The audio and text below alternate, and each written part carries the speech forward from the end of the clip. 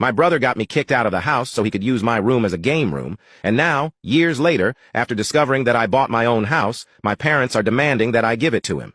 When I was younger, I lived with my mom, my stepdad, and my younger half-brother.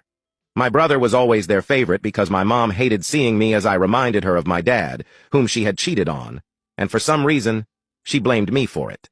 I was often ignored and left out. For years, I tried to ignore this and get by. But the situation became unbearable when I was about 14 years old.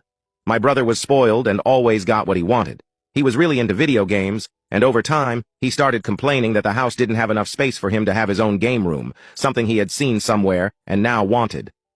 My parents then started hinting that I should leave the house so my brother could use my room as his game room.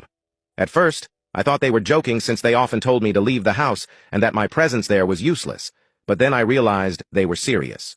They began pressuring me to leave, saying that I was practically an adult, and it was time to move on. I told them that I wasn't even old enough to have a job yet, had nowhere to go, and was far from being an adult.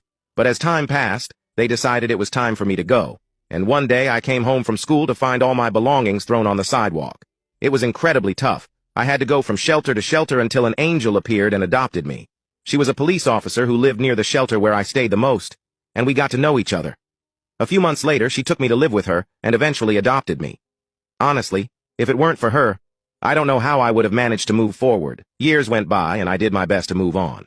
I worked hard, studied, and saved enough money to buy my own house with my own business. I couldn't have done it without my adoptive mother for sure, as she financed my education and helped me pay to start my business. Now that things were going well for me, I also bought a house for her so she could get out of renting. However, when my biological family found out that I had bought a house, and a house for my adoptive mother, apparently because the guy who sold me the house was a friend of my family, everything got worse again. If you want to watch the part 2, click on share and more.